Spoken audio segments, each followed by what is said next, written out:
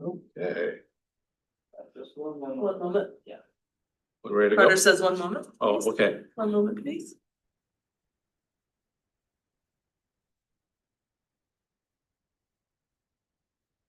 Yeah, we good? Okay, so since we hit the 6 o'clock hour, I'm going to call our historical commission meeting into order.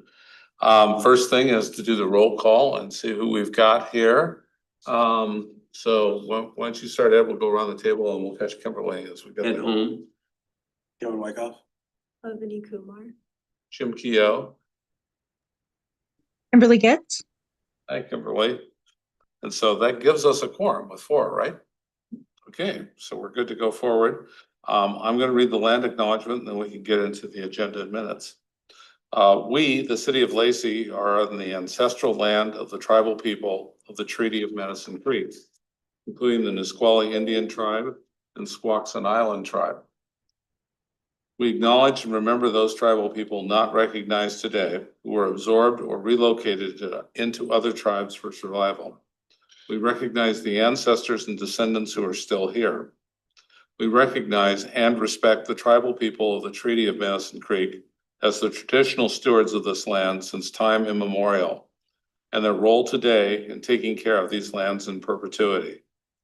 We recognize and have responsibility to call attention to the histories of dispossession, forced removal, and abridged treaty rights that allowed our nation, state, and city to develop as they have today. We recommend that community members read the Medicine Creek Treaty of 1854. With that, I assume everybody's had a chance to look at the agenda. And are there any changes that people want to suggest to it? Hearing none, I will take a motion to approve. I'll motion to approve. Second. Any discussion? Hearing none, all in favor, please say aye. Aye. Okay, we've got 4 votes to go forward. And so we've done that. Have people had a chance to look at the August 20th meeting minutes? Are there any suggested changes people want to put forward?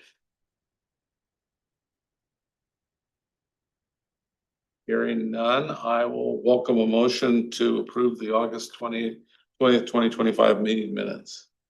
I'll motion. I'll second. Any further discussion about those?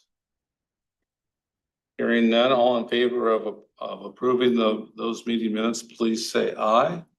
Aye. Okay, we've approved those. Move on to public comment. Do we have anybody who signed in to talk? Okay, we've lost everybody to the Mariners. And no written comment. Okay, so let's move on to business items.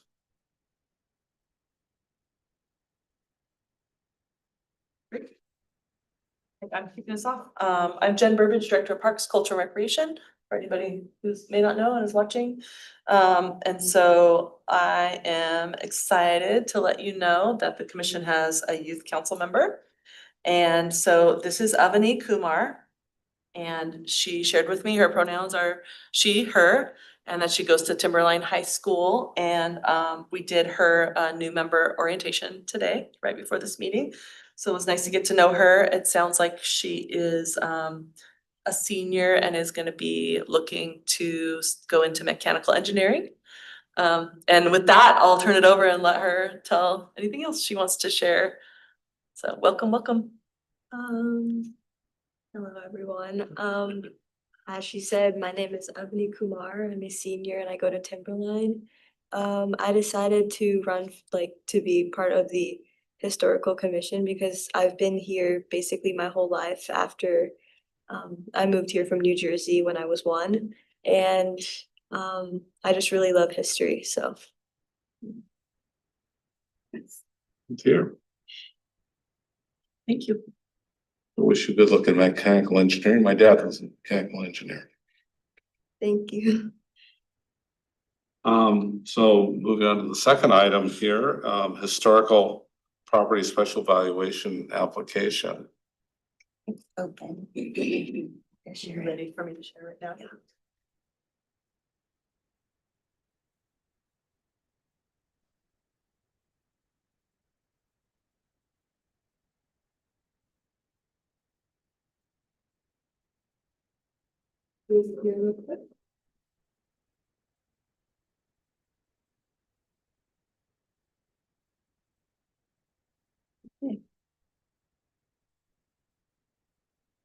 All right, so as you saw in your packet materials, we received an application for special tax valuation from Thurston County on behalf of the owner of the Bowker House at 915 Lacey Street. So we spoke about this a couple of months ago when we received the application, and based on the information that we had at the time, it was clear from that that the property was not going to be eligible for that tax break. However, since then, she had until October 1 to provide supporting documents to support her application, and so she did that. And so in light of that, we are going to complete a formal review of the application and the documents provided. That decision will be made at our next meeting in November. So at this meeting, I thought that I would introduce you to the subject, explain the process, your role in it, and then introduce the property and the decisions that we need to make and the timeline. You want to give me the thingy? Oh, yeah, absolutely. Okay, so let's start with the basics. What is a special tax valuation? So it's a financial incentive, the only basic real benefit that we can give to properties on the register. It's for those that are working to improve their property in a substantial way.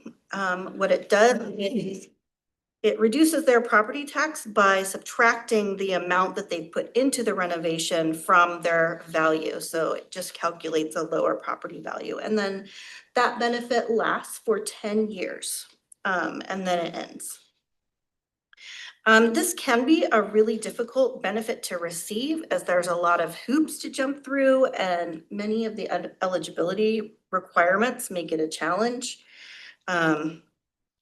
And we're bound by state revenue law and the many laws that go into this. So every decision that's made has to be made on a finding of facts based on the law.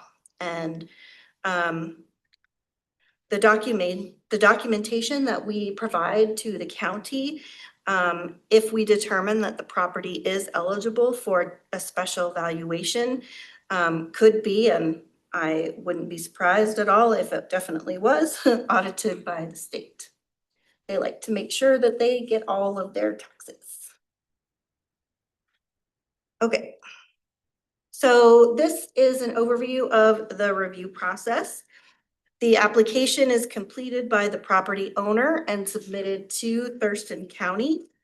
Thurston County then has 10 days to refer it to the Lacey Historical Commission for evaluation. The Lacey Historical Commission makes a recommendation to City Council to approve or deny the eligibility of the property for special valuation. Lacey City Council then makes an official decision whether to approve or deny the eligibility. That decision is certified and sent back to the county along with notifications to the owner and other interested parties. And so there's also a couple of key dates here for the process to ensure that the tax credit can happen in a timely manner. So the owner has to submit all of their application materials to the county by October 1. And the city council's decision must be certified and filed with the county by the last day of the year. And to keep things rolling between those governmental agencies, the county has 10 days when they get the application to give it to us. And then we have 10 days after city council makes its decision to get it to the county. So it's just to keep it on a steady pace. All right, so this process is overseen by several laws. First is the Lacey Municipal Code. I included a copy of the pertinent section in your packet for reference. So Lacey Municipal Code 1653-050 provides direction for the special valuation process. Of particular note is that the Historical Commission's role is to recommend eligibility status to the Lacey City Council, who then makes the final decision. So there are 3 things identified in the Lacey Municipal Code that the commission must use in the evaluation process. So first is to meet the criteria laid out in RCW 8426. Second is that WAC 254-2100 is codified as being used to determine eligibility. And thirdly, the property must not be altered in any way that adversely affects the elements contributing to its designation, which seems reasonable since they had to go through a design review process with us. So they should already be doing what we planned to do. So if approved, then the property owner enters into an agreement with the city, and that provides for a 10-year monitoring period to ensure that the property is maintained at the appropriate level of maintenance, and that any rehabilitation that's done and any maintenance meets the standards that are laid out in the agreement. And the city council, through us, can withdraw the eligibility if it finds that the property isn't meeting those requirements. Another interesting part of the agreement is that the property owner has to provide public access. So that could just mean that if the property is visible from the street, that could be enough, or they might be required to give an opportunity for the public to view the historic parts of their property one day a year, since it's using public funds. All right. So one of the requirements in the Lacey Municipal Code was that the property must meet the criteria that's laid out in the RCW. I included that section in your packet for your reference. So here is the criteria that's laid out. First, it needs to be it must be a historic property. It's not that simple, but in effect, with all of the rules in place, what it means for us is that it needs to be on the Lacey Register.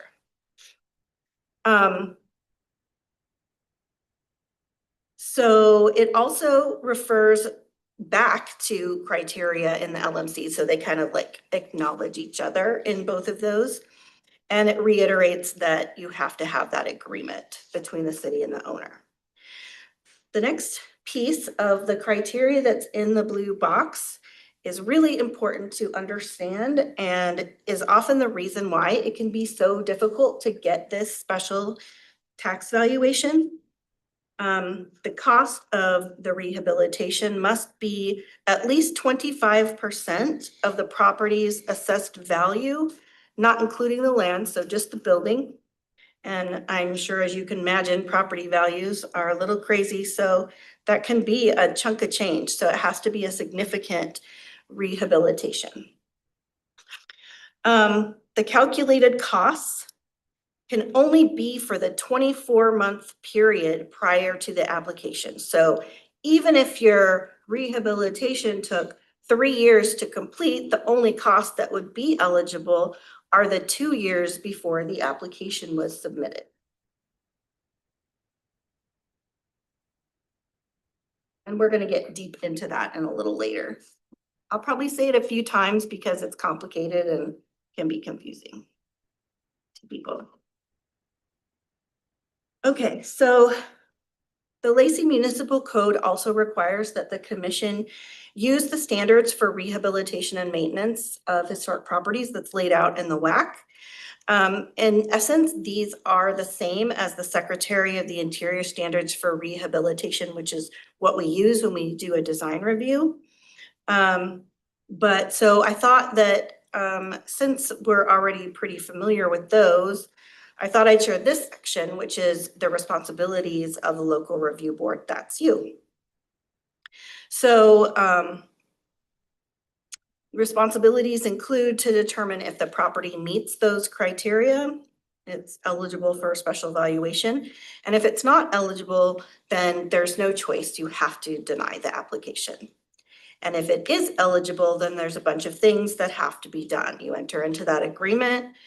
Documents have to be sent to the county assessor. We have to notify the state review board.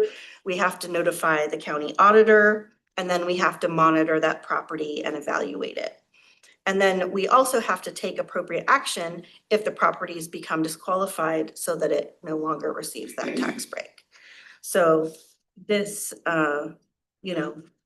gives us some responsibilities that we have to do if this property is eligible. Just a sideline note, I actually, when we lived in Olympia, participated in this process. We remodeled a 1914 house in Olympia and went through this entire process.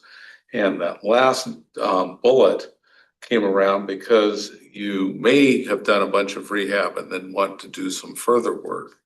And we had to always check in whenever we did further work during that 10-year period to make sure we hadn't tripped a wire and basically put ourselves out of eligibility. You know, like the example I would use is, let's say we'd gone in and we had a bunch of original windows. If we had suddenly changed them all so that what you could see from the street was suddenly not anything looking like the original windows, that would have automatically flushed that down the tubes. So yeah, and that part of the responsibility. In fact, we literally had their review board coming out and looking at us periodically when we were thinking of doing stuff like that. Because it's hard to get a rehab all done in 2 years. Okay, so you would think that the cost of rehabilitation would be a straightforward phrase, but no, of course not. It's government, it's not straightforward. So eligible costs are determined by one, that time period, that 2 year or 24-month time period. It has to be meeting a certain cost threshold, and then only certain types of expenses are qualified. And I put on the slide here the definition from the RCW, which is where all of this comes from, all of this confusing stuff. Okay, so I made this fancy slide as an example to show you that the only expenses that are eligible to consider from the calculation are from that 24-month period before the application. So let's look at that practically. So let's say this is just an example. Let's say Thurston County received an application this year and it was signed by the property owner on September 7th, 2025. That's my birthday. I chose that date so I'd remember it. The qualifying expenses are those that were incurred in the 2 months before that. So from September 7th, 2 years. Okay, thank you. I'm Sorry. gonna screw this No, up you're tonight. fine. 24 months, 2 2 years. years. Yep. I should have just stuck to one, but I was trying to it'll be clearer if you say both. So from September 7th, 2023 to September 6th, 2025, that's the window. Anything done on September 6th or earlier doesn't count, and you can't ever get any tax relief from that.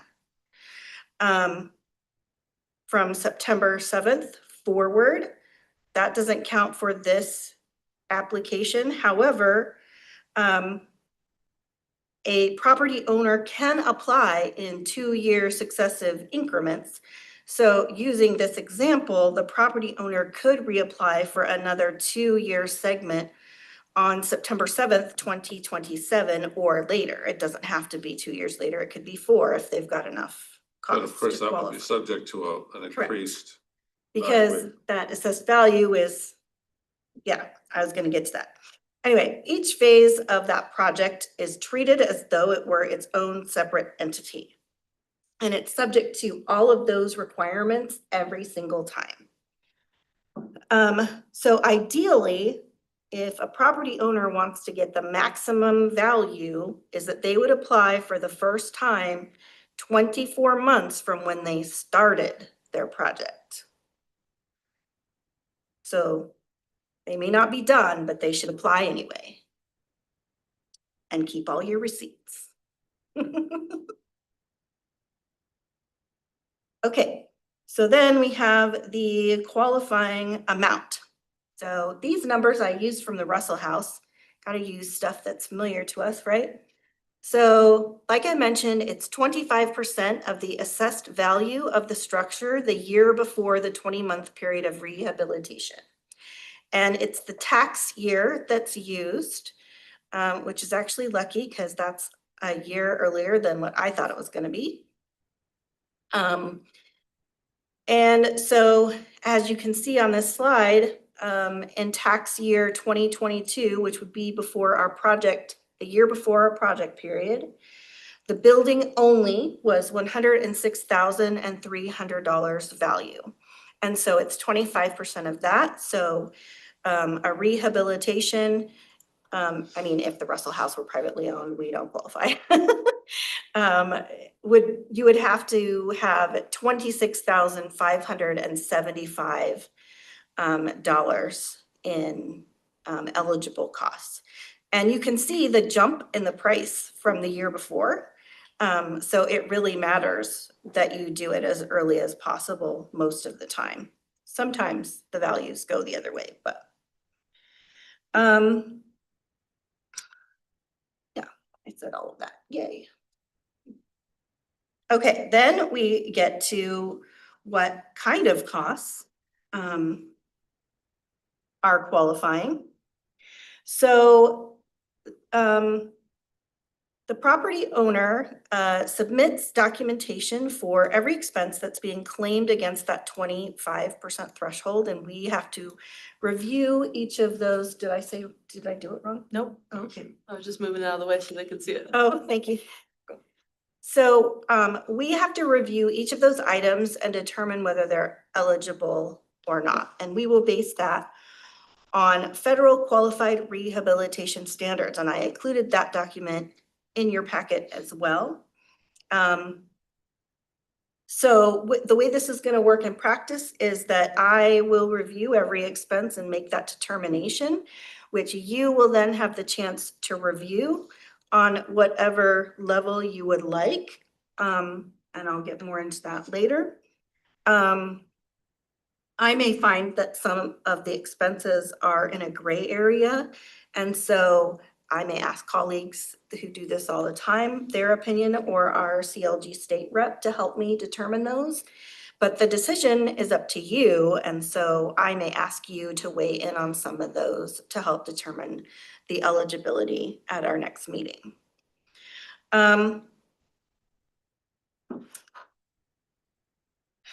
But your decision has to be made on a finding of fact. So it can't just be, well, we'd really like her to get this tax break because she did all this amazing work on her house, which she totally did. But it's not on that. It has to be based on the law and what we determined based on that. So we met with the CLG coordinator and she kind of gave us a really good visual. So it's activities that are within that building envelope that contribute to its structural integrity. So like nothing around the house, like landscaping, tree trimming, sidewalk, none of that stuff can count. And so it's like, imagine if you picked the house up and turned it upside down and all the stuff fell out. All the things that fall out don't count. So like the dishwasher that's crumpled on the floor, that doesn't count. But the built-in cabinets and all the doors and the windows and everything like that counts. It also can include design, materials, and construction, but doesn't include, like I said, landscaping or movable items like appliances or furniture that you could take out when you leave. An example of where we could have a gray area is like, for example, shelving. Shelving, if you hammer it into the wall and put it up on brackets, that doesn't count because that comes off. But if you have built-in cabinets, built-in shelving, that counts. A retaining wall is usually not eligible, but if the retaining wall contributes to the structural support of the structure, then it counts. Another important thing to note is that it can't expand the original envelope. So if you added, an addition on to your property, even though we might approve that as a design review piece, it doesn't count towards these costs, that part of it. So that building envelope can be stretched a little bit. So like if you have stairs coming out of the house, you need to have stairs that are stable in order for the house to be maintained properly. So the stairs count. I can give you two examples of the gray area from the house we had. Okay. That kind of give a picture of that. One is, your stairs thing brought that up. We had stairs going down the front that were because our house was on a bit of a hillside. And so when the problem we had was that over the years, ice, et cetera, had crumbled parts of those stairs. They'd gotten kind of shaky to walk down, to be honest. And there were about 16 of them, concrete. And so when we went back in to replace those stairs, we made sure that we got those stairs done in a way that was as close as we could get to a somewhat historical nature. And those were considered an eligible expense. Different one was that the back end of the house was supported on piers, and carpenter ants had chewed away those piers. And so we ended up putting a brick foundation there, and the brick foundation got counted because it stabilized the house.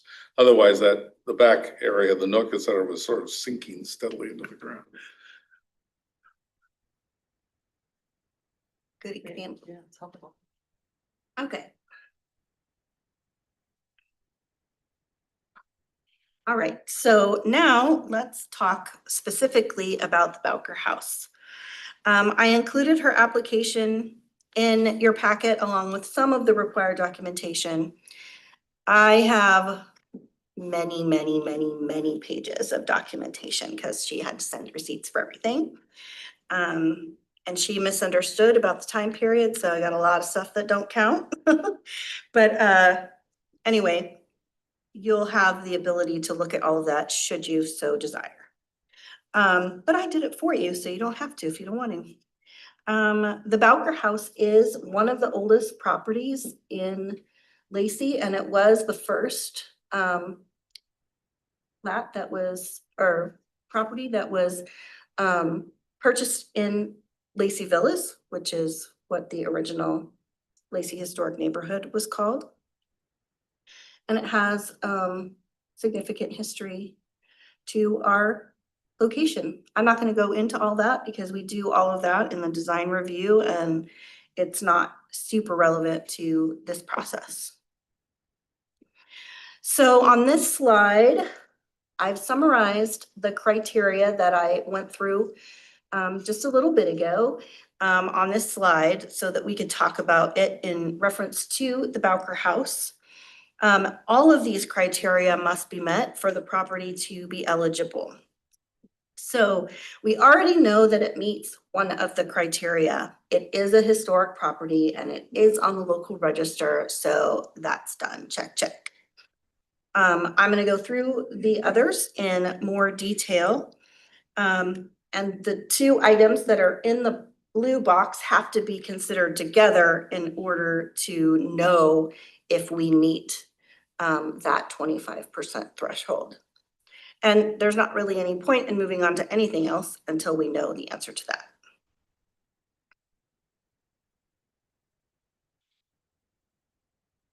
So the definition of the rehabilitation for this, the standards for this process is that the property must not be altered in a way which adversely affects those elements which contribute to its designation. And the standards that are used for this are the Washington State Advisory Council Standards for Rehabilitation and Maintenance of Historic Properties. And like I mentioned before, they basically just codified the Secretary of the Interior standards for rehabilitation. Because when I first read this, I was like, really, we have to follow different standards? I don't understand. That's so weird. But it does have the addition of the maintenance standards, which isn't in those other standards. So what I will do to review this is that I'll review the design review information and her description of what she said she did, and look at the pictures and you know, make sure that she did what she said she was going to do. But it pretty much should be, because we already went through all that. Let's hope. All right, so now let's look at the Bowker House cost of rehabilitation. So the time period for determining the cost of rehabilitation for the Bowker House is May 20th, 2023 to May 19th, 2025. So that's based on the day that she turned in her application to the county on May 20th. And so we have to determine what 25% of the value is. And so here's that same table, but with the Bowker House numbers. And so the value of the property in 2022 was $57,100. And so she has to meet 14,275.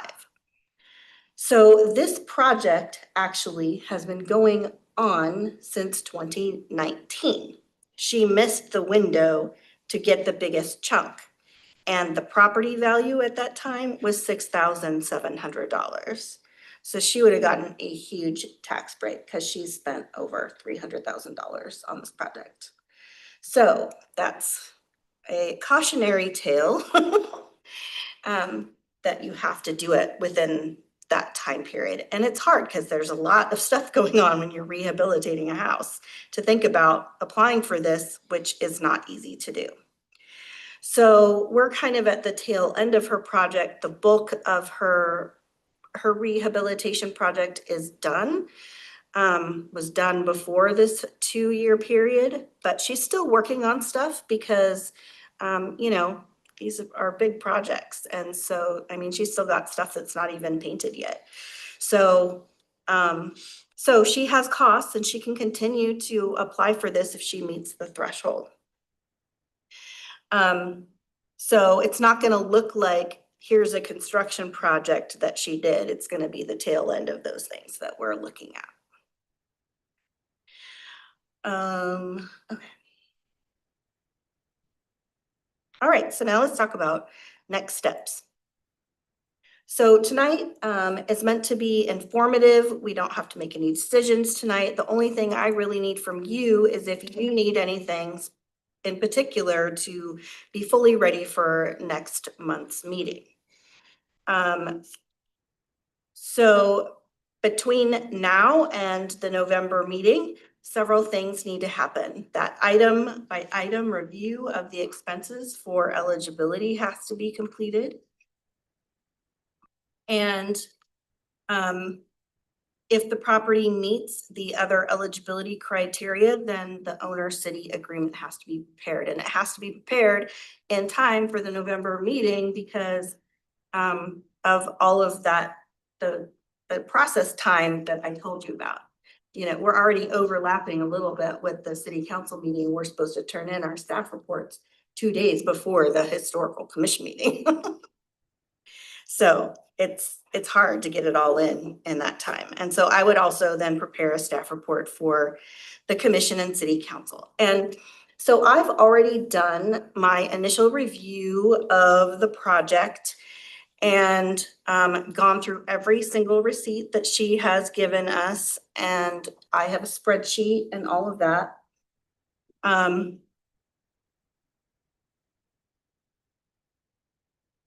So then at the November Historical Commission meeting, you will recommend to council whether to approve or deny the application based on its eligibility that we just talked about through a finding of facts. And then if it's approved, the next thing you would do is approve the elements of the agreement. And then it has to go before city council either way. That's one of the unique things about this. Usually if we don't recommend it, it doesn't go anywhere, but it has to go there either way. And then they have to officially approve or deny the application.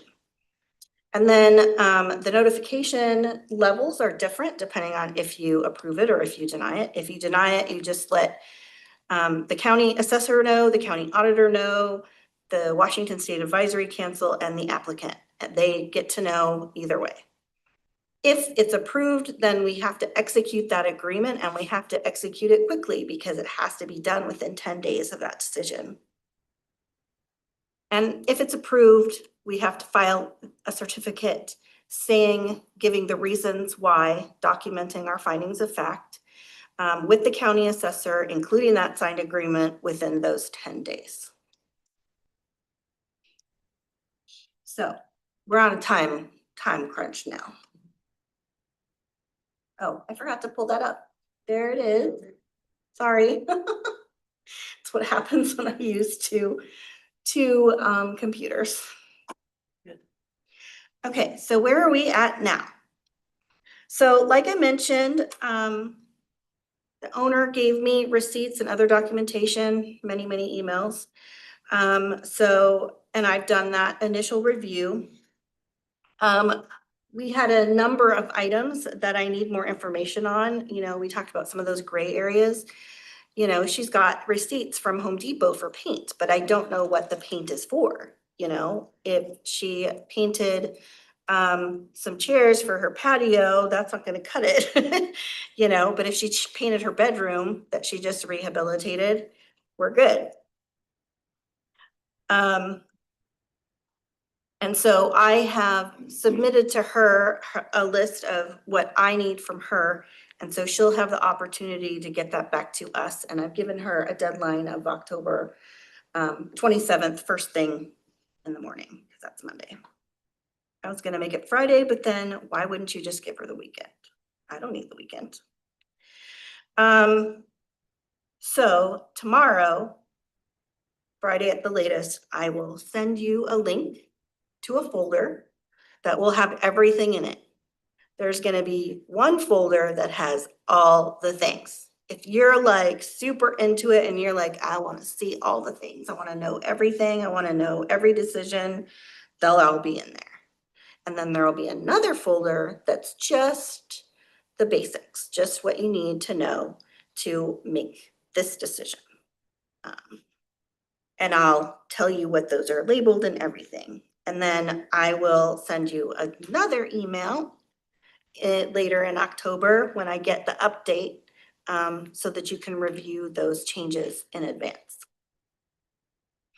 But again, I'm doing all of this work so that you don't necessarily have to, but you're totally welcome to do so since you're the ones making this decision.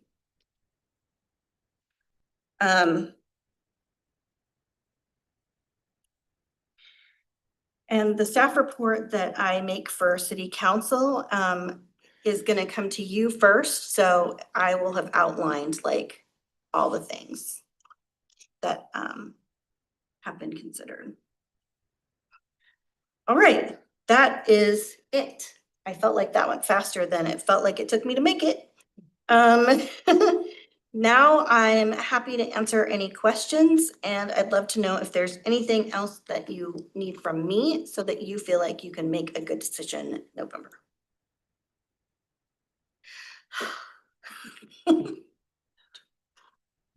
I'm good, thanks. So Kimberly, do you have a question? Nope, I just said I'm good, thanks. Great Okay. presentation. Thanks. Is there anything that we as members of the commission have to sign, or ultimately are all the signatures, staff signatures and council signatures? Council. Okay. I think.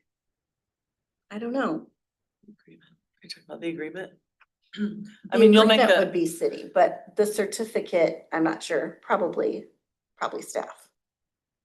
I'll have to look at a sample of what someone else Okay, does. yeah, I don't know. I don't know. that's a Are great. you planning to leave for a couple of months? No, I just wasn't sure how, what process we had in terms of No, that, I that just- piece of it. Yeah, If we don't have the positions filled on this commission by next meeting, forum will just be important to keep this timely. and be able no, to you make totally final stole my action. thunder, but that's okay. No, you're totally right. It'll be really important. We can all make it in November, that'd be great. Yeah, please, because if we Yeah. don't, we'll have to reschedule the meeting and you'll have to come. Because What it's day, required. what day is the meeting? It's the 19th of November? Yep. Yeah. Thank you. third Wednesday. I'm going to be in New York the first week of. Well, As long as it's on the third. I was just scared to death. But like today, we're missing one person. That's all we can miss is one Right, person. right. So. Yeah, I will be interested in seeing when you get back your answers, just kind of what is and isn't gray and how that works itself out. Yeah. As a sideline note, I was just doing a quick check on the math, and for every $10,000 one is able to reduce your assessed value, it's worth about $103 per year, just to give you a ballpark idea. All this work for that. Yeah, Mhm. Which is why it doesn't happen all the time. no, and why it's really too bad she wasn't able to get in when she did some of the biggest stuff at the start. And I did tell her, but it's a lot. Oh. Any other questions? If not, I think, I hope to see you all in November. It'll be interesting to see all the info that so we can vote on this. And I just want to thank Erin for all of her hard work on this Oh, stuff thank and other staff as well. Erin did the bulk of it, obviously, as you can see with this great presentation. We also had help from Carter and Felicia on this one, so sometimes it takes a village, so thank you to staff. Yeah, I was out for a while and I came back to this and I was like, oh, I guess this is what I'm doing now. On a timeline, so anyway, appreciate it. And Carol. And Carolyn, that's right. Thank you. She did Yes. all of the Carolyn, spreadsheet data entry to get it started. yes. I Absolutely. don't know very much about this, but I would like to just say that if you need somebody on 9 o'clock Wednesday morning, let me know. I mean, I can, I can be helpful and I am available. I'm just not very smart on this stuff. I doubt that's true. Home prosecutor. Yeah. We're ready to move on to acquisitions? Okay. Thank you, Erin. I have the Thank you. recent acquisitions for you to share now. It's open. We have a couple.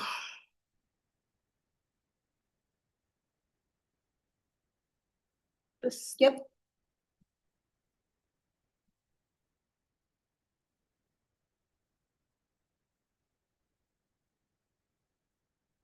You scroll down. Oh, I haven't. Okay, so we have two things, two small donations. We have received with all the publicity and stuff about Cuyo Park, I think that's where this one came in. This person donated a historic photo of Cuyo Park. It's weird to think that 1978 is considered historic. Don't say anything. But it is. And so we'll add that to our Lacey Parks collection since it's now a park, which includes lots of before and after photos of the various parks. And then the second item is 2 street maps of Lacey, Olympia, and Tumwater from 1971 and 1984. Those are always great to have for the research room. Even if they're duplicates, they get used a lot. So they're great. Those are easy. So we have to vote to accept those. You right? do, yes. Okay. Any discussion? If not, I will welcome a motion. I'll motion. Kevin, Don't second it. Ed. Any further any discussion that people want, any questions? If not, all in favor, please say aye. Right? Any opposed? Okay, got it. Jen, I think you're up. I'm up. Yes, an update on the Lacey Museum move. So great news. Staff has been working tirelessly, as you know, this whole year to get everything ready over at the new site and just super appreciate their efforts. We were talking about the other day just how big, heavy of a lift it is for a small staff to not only move the museum, but also inventory the collections and change the exhibits and update and refresh. And so we're super excited to let you know that starting in December, museum staff is going to be offering free private guided tours for those interested in getting a firsthand look at the space before it's officially open to the public. So this will act as our kind of soft opening.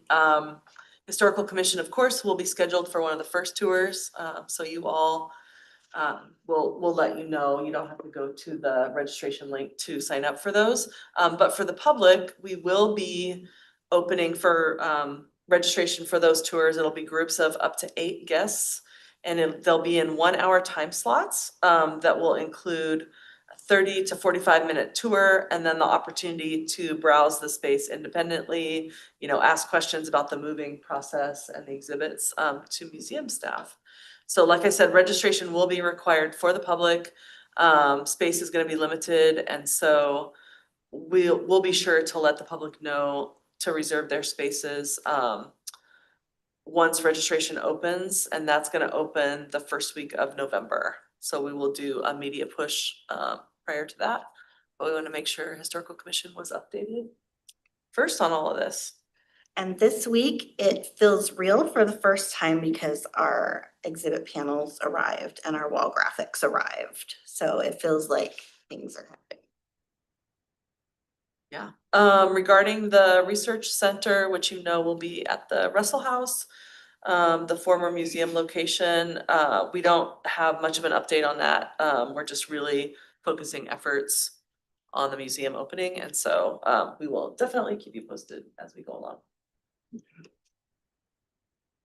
Thank you. Thank you. I think we're on to reports. Lacey Historic Society, you're up. Thank you, Mr. Chair, and thank you, members of the commission and staff, for inviting us over and give us the society and audience to kind of explain to you what we do and what we're up to.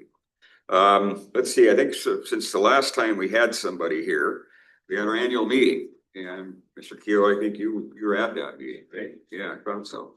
Not bad attendance. We had 45 or 50 folks there, and the main thing we did was to commemorate all of the past historians of the year. Put together, I had a video for some of them that weren't there. We had quite a few of them that were there, or family members of those that have passed, and were able to talk about the work that they did for the city and as a historian. Let's see, we had, like I said, good attendance there, but we've also increased our membership. We probably 6 months ago, we're down under 100 members, and the reported membership from our president, John Helverson, at their last meeting was 135 to 140 that we now have. Most of that was word of mouth. We had people in our overall membership that we encourage to talk to friends and family members and neighbors and what have you. And certainly the trustee board members are out beating the bushes and getting our friends and family members.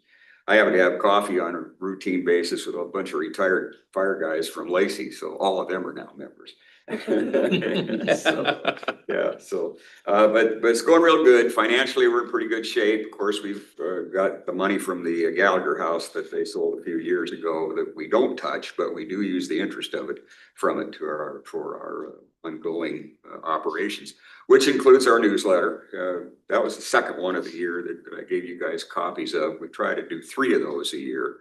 And they're a pretty robust newsletter, I think. Margie Wiley is our editor on that, and the one that beats us all over the head for articles. And we try to let everybody know. There are all of the people that are members of the society, and even people that aren't necessarily members of the society. If you have a story, you know, we'll give you a hand and letting you know, like finding out people like Erin Quinn Balto, who will go crazy when you ask her for information on a historical subject.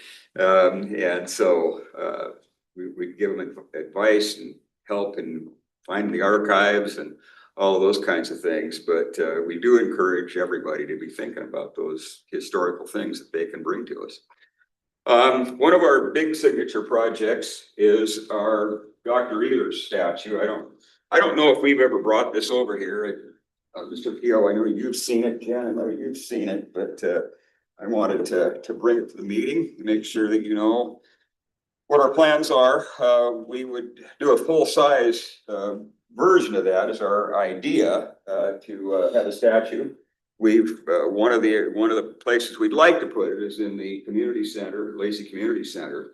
And we're working with the city right now on what the timeline is. They need to put together a policy of how art will be dealt with, what art will be accepted and where it will go and all those kinds of things. So they're in the middle of trying to do that right now, and we're working with Rick Walk and his staff to find out what kind of timeline that might be, so we can, because right now we're kind of on hold in terms of fundraising and what have you. We're still advertising that we're trying, this is something we want to do. We have members of the tribe that are part of our advisory committee. We have capital development that are part of our advisory committee.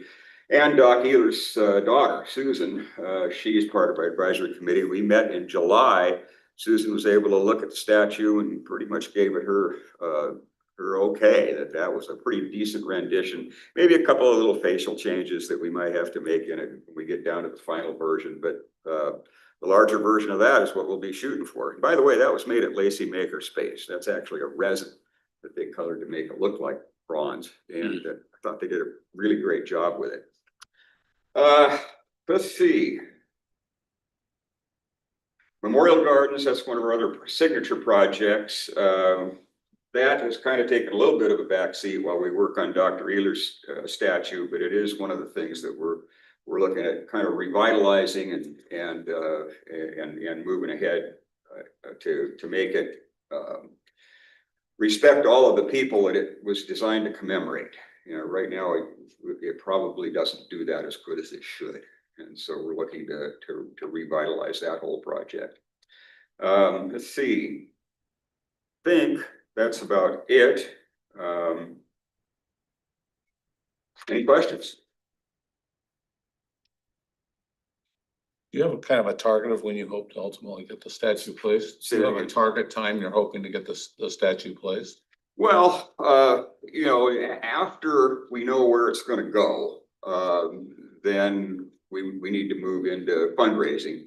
We've got a basic fundraising plan put together. It starts with the board and the trustees, with some personal donations, our rest of our members, and of course we'd look at some of the service clubs in the community to help us out with that. And we do know that the tribe has indicated a willingness to do that, and so has capital development. We don't have any idea as to what we estimate that the cost. And right now we're shooting for $50,000, and that includes the statue, the plinth that it would go on, and then of course the storyboard that would be included with a little bit about Dr. Ehlers' life and why he is deserving of such an honor.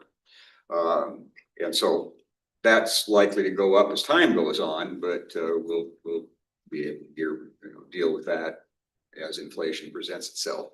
And so I don't know a real timeline. I think that fundraising actually could probably go fairly quickly, probably 6 to 8 months, somewhere less than a year, to get commitments and have a real idea of what kind of money we're going to be able to generate. But the time ahead, how long it will take for a policy to be determined and a decision to be made on where the statue would go. That we don't know. Okay. So, and then just, anybody doesn't know, the city council oversees the public art policy, or program for the city. And so that's why he mentioned working with the city manager's office. Sure. Yeah, and we talked to Rick and Nicole and Jen, I think, about that. We're aware that that's something that needs to happen. He was right up front with us early on that was something that needed to happen. So Okay, yeah, I just trying to get a framework for. we're ready to roll with the punches. Okay. Any other questions? Thank you very much. Thank you. Appreciate the report. Kimberly, anything on steps? Nope, we are still on hiatus. Okay. So why don't you go ahead and lead us off with any report, with your report, then we'll just work our way around the table. I don't have anything to report. But I will mention that I did notice extra signs for the museum, the white signs that I hadn't actually noticed before. I think it was the one on College Street, maybe. But anyway, just making sure that we have that on the list of things to do when the new museum opens. To change the So they changed the brown signs, but you're telling me the white signs haven't been changed yet? not as of 2 weeks ago. You know who changes those? Is it the same people who do the street signs? It was just one I noticed. Yeah, okay. It was the one on College, you said? Now you're making me think. Maybe. Now I'm gonna have to drive around town. I know. Sorry. Yeah. Okay. I can picture it. Yeah, we'll just need to look into that. Thank you for but that. Great flag. Thank you. Got it. Thanks. Ed, might as well just go around this way. I've got nothing except I'm going to be gone the first week of Okay. November, and otherwise I'm a free man, so anybody needs me can have it. Kevin, Nothing to report. Bonnie, do you have anything you would like to? Okay. As chair, the major thing I wanted to throw in, I missed the very last history talks because I had a different conflict for that night. But I saw the one in September on Black History, the rail tour, and that was just a hoot. Yeah, that's good. We ended up recommending that to a lot of people to view again and to check out those folks, that kind of thing. It was a lot of fun. Yeah, I wasn't sure when that was proposed to me. I'm, like a travel. Yeah. But it was good. It was a lot of fun. So that'd be my note. And Aaron, you're up next. Okay. So I did want to say that originally slated for this museum or for this meeting was a presentation of the historic property inventory because it is done. And so hopefully next month, but it just depends on how much work I have to do on this, but I'm really excited to share with you because it's been a long time coming. But I just wanted you to know that it was coming real soon. So regarding our commissioner vacancies, we have received one application so far for the 2 vacancies on the commission. We are coordinating an interview with that individual, and we'll share more with you as it's appropriate. They are qualified for the professional commissioner role, so that would be great if that works out. But applications are still open, so spread the word or let us know if you can think of anybody who would be good. Remember that professional commissioners don't have to be within the city limits. So that makes it a little bit easier. And like Carter mentioned earlier, just a reminder that we need 4 people for a quorum, even though we're down 2 people. So while we have those vacancies, only one person can be absent, or we have to cancel the meeting. And We put a lot of work into the meetings, and so it's just really good if we know ahead of time, like a long time ahead of time, if that is gonna happen, because otherwise we have to do, we have to do all the stuff to cancel it, and it's a bummer. So yeah, please be here next month, yay. History Talks, as Jim mentioned, the season started on September 11th, with the Black History USA Rail Tour, and I agree, it was a really great, presentation. Yeah, Do you mind to stop sharing the screen? oh, Apologies to the crowd. Thank you. thank you. Cause I'm not at that computer, I forget. I forgot. Two. So we had 61 people, at that one, 26 in person and 35 online. Which is good attendance. We had our second one last week, which was a Humanities Washington offering, and it was They Want Our Rhythm But Not Our Blues, African American Innovation Through Pop Culture. I couldn't go to that one, and that one we couldn't record, so I don't know what it was like, but we had 32 people attend, 15 in person and 17 online. So on Thursday, November 13th, the Lacey Museum will host historian and author David Nicandri for his talk on the evolution of the Northwest Passage as a cartographic image, 1753 to 1853. He is an expert on Captain Cook and the Northwest Passage. And he's going to discuss the failed attempts at discovering the Northwest Passage from the Atlantic side and how that has gripped popular imagination. So don't miss that one. What date is that? November 13th. It's a Thursday. Fun fact, Dave Nicandri was the director at the Washington State Historical Society when I was just a lowly intern. Okay. Just a reminder that at the next meeting, we will also be having our nominations and elections for the next year. The chair is the presiding officer of the meeting, responsible for helping keep decorum during the meeting. And the other responsibility that they have is to meet with staff ahead of each meeting to review agenda items. Although it's not super onerous, a lot of times it's only a few minutes. But it's usually only like half an hour. And the vice chair then fulfills those roles in the chair's absence, just so you guys know what you might potentially get into. That is all I have. All right. Chair, if I may. You are. All right, I have three things for you tonight. The first is a Long Lake House update. And so you'll recall in 2022, the city purchased a 1.8 acre parcel of property. It's at 2802 Boat Launch Street, adjacent to Long Lake Park. And so the parcel includes 2,075 square foot single family residence, a 2-car detached garage, and 420 feet of lakefront. The property is heavily treed with native evergreens. And so if you'll recall from past discussions, since 1983, the parcel's been part of the city's long-term plan and vision to add to the current park for community access, since it is adjacent.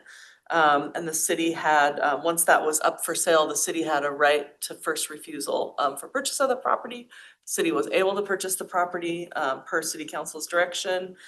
And the city, so the staff have been looking into it, and the historic preservation consultant has finished their work now, which we'll be sharing out at your next meeting. And so this house is actually included in that report. But the city, we've decided to go ahead and demolish that house and garage for several reasons. So the first one is ongoing vandalism at the site. Since it was purchased 3 years ago, it's been, we've had to board it up. It's been an expense and a burden for resources and the city's budget. The capital and maintenance costs to improve the house adequately for public use and then provide ongoing operation to the facility if that, was something that was desired, are too high with no, there's no funding source identified for that. And then, like I mentioned, if that was something that we wanted to do, but it isn't, because future planning for the site doesn't include an indoor facility, but rather outdoor uses such as trails, kayak and paddleboard entry, and fishing. Once a funding source could be identified and improvements could be made. So the plans for the site are, like I said, to add to the park, and don't include an indoor facility. Now, the house is eligible for the Lacey Register of Historic Places. And so per policy, if a property is eligible, it must be properly documented prior to demolition. So like I said, the city has hired that historic preservation consultant for the documentation. That work has been completed, and then the commission will be provided, as I said before, that full report, once we get into discussion of the McKinney House, an upcoming one of your meetings. But we wanted to just give, Historic Commission a heads up on this. And the intended timeline for the demo is summer of 2026. So there has been a budget request already approved for that last year. It was just kind of in a holding pattern until we went through the process of getting that consultant on board and getting that report completed. The second thing is a recap from the September 23rd City Council discussion. So there's a couple things to note to this board, and highly recommend, if you're interested, to watch that work session. Because there were a couple things on there. The first is a report that I gave along with the Lacey Community Foundation about the deliverable from our recent contract with them. They did a Lacey Parks Culture and Recreation 5-year fundraising plan, which I know this commission is aware that they were working on. That was the one that was supposed to have been reported out at the end of May, if you recall, and it got bumped until September. And so the Lacey Foundation consultant came and gave that update. And it is, again, it's something you probably would be interested in watching. Also in that packet is the fundraising plan itself, the deliverable that we received from them. So you might be interested to read through that. It was an informational presentation regarding the plan itself. There is no contract in place to execute elements of the plan. So we just need future conversations to determine, what specific elements would be viable of the plan and the best way to go forward with those. One of the significant challenges we have is capacity to oversee a contract like this as well. And so, and you'll hear me update that in the presentation. So again, highly recommend you watch that one and look at the deliverable of that. The other thing I was able to report out on is the follow-up to the Metropolitan Park District proposal. And so might be a good one for you to watch as well and just see what the council comments were post MPD proposal. That was on the August 5th ballot. As you know, the proposal didn't receive the necessary votes to establish a Metropolitan Park District. And although that's the case, the funding needs still exist. And so I was able to discuss with council, what next steps might exist as staff continue to navigate funding gaps. There was no immediate action plan determined from the meeting, but a couple of key takeaways were that, just the obvious reality that we won't be able to add new or expanded improvements that increase maintenance responsibilities. And with limited, capacity of the general fund and increasing operating costs, we just have to be, the focus will definitely be replacing infrastructure that's aging and doesn't require any new maintenance and operations. And then we were also, just a couple of things that just kind of ring true for me is just, continuing to communicate what the needs are and the value of parks, culture, recreation, and with the public, and then also keeping the group together the community group who really advocated for the Metropolitan Park District, keeping that group together and engaged and kind of positioning ourselves so that in the future, if, you know, the economic outlook is better and that it's something that the public wants to move forward with, we would be in a position to be able to engage in that way. So, yeah, just a little update of that. And then the third is that, as you know, we have the annual joint work session with the Historic Commission and the council. So we do have a date for that. It's January 27th of 2026. Y'all want to hold that on your calendars, 6 p.m. And we will be at your upcoming meetings. We'll be, you know, obviously bringing the work plan and the accomplishments for your review before that. And that's an opportunity for council to kind of celebrate with us the accomplishments and then approve the work plan for the Historical Commission for 2026. That's all I have. I missed one thing in my report. Oh, We, as you're aware, submitted an application to the lodging tax, for lodging tax. And so they are reviewing those right now. We were invited to, give a presentation so that they could see what we, were doing in our new space. And so we did that was that last week?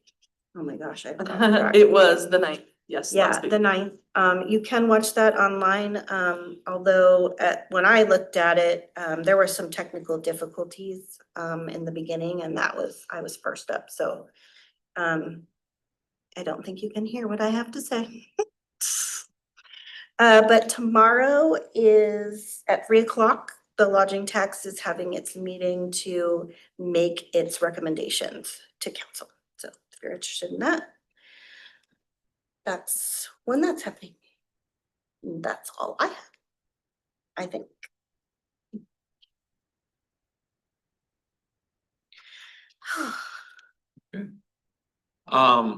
So is there anything else for the good of the order this evening?